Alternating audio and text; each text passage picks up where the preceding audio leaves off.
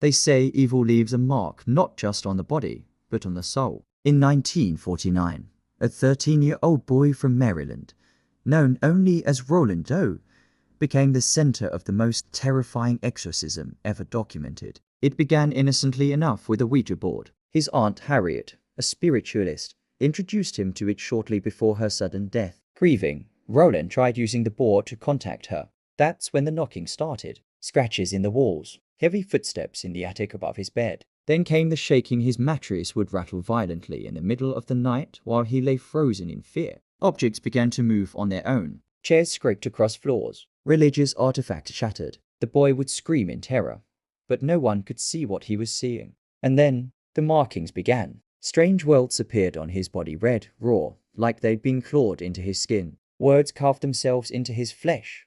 Hello. Hell.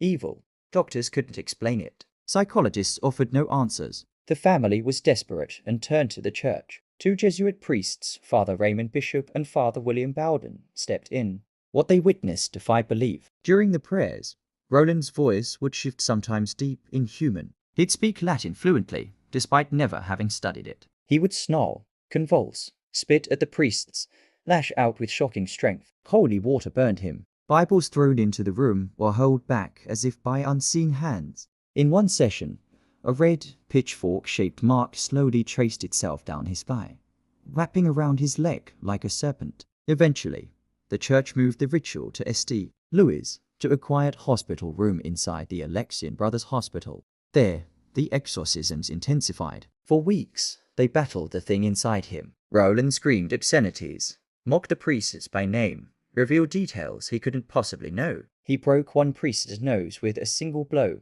He levitated. And then, something changed. On April 18th, after hours of screaming, threshing, and prayer, Roland sat up, calm, still, and in a voice that wasn't quite his own, he shouted, "Satan, I am Michael, and I command you leave this body now." A final scream echoed through the room in silence. When he woke, Roland was at peace. The nightmare was over. He never spoke of it again. He grew up, married, lived a quiet life, and died in 2020. But the priests documented everything. Their journals still exist, and from their pages came the inspiration for The Exorcist. Most folks see that story as just a movie, but before Hollywood, there was a boy, a family, and haunting scars. So ask yourself, was it just hysteria, or did the devil truly walk among us?